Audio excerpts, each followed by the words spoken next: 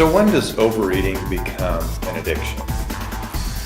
In the world of psychotherapy, we use criteria to describe certain phenomena. And here are some of the criteria used to describe the phenomenon of addiction. Overeating or eating the wrong foods despite knowing better. I know better, but I just cannot seem to stop myself from doing it. Why do I keep on doing it? Overeating despite obvious consequences. There are many consequences for overeating: health problems, physical appearance, depression, giving up things we would like to do, like sitting by the pool in a swimsuit, but yet we keep doing it anyway. Hiding, sneaking, or overeating in secret. Who of us has not overeaten in secret or tried to hide the evidence? Preoccupation with eating. Many folks are not even done with breakfast before they start thinking about what they're going to eat for lunch or for dinner. Loss of control. Once I get started eating, I don't stop until the bag of chips is gone or until I'm feeling stuffed or maybe even feeling sick.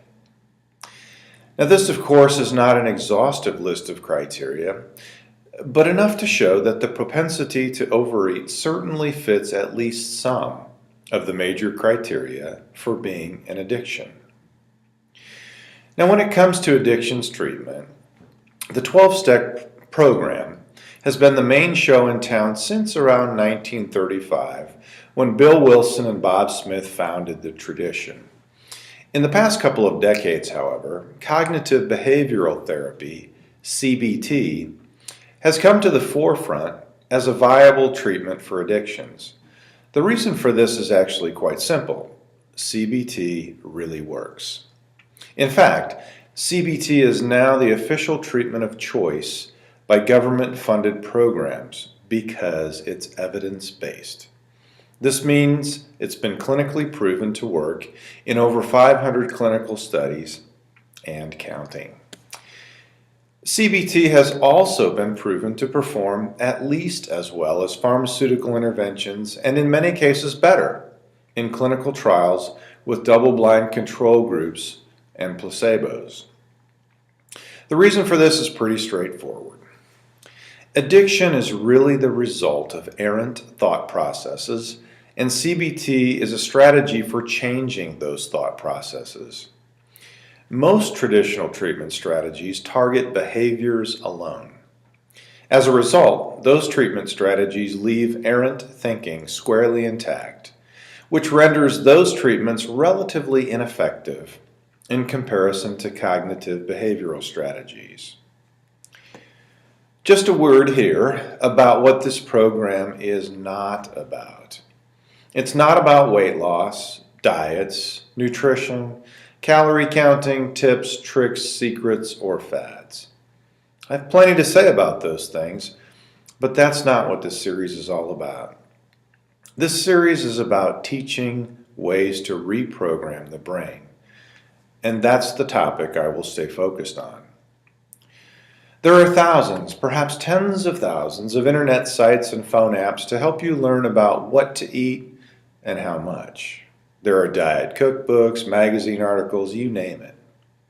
Furthermore, most of you viewing these videos will know all about that and more, plenty more than maybe even I know. We know when we're eating things that we shouldn't, and or eating too much of something. The questions I want to answer are, why do we keep on doing that, even though we don't want to? And how can we change that? Cognitive behavioral strategy is a proven process for permanent change. It's been proven, again, in over 500 clinical studies. It's a process, not a destination. And once you get started on the process, you never stop. You're never done changing. And it is permanent, at least as permanent as change can be, as long as you continue working the process.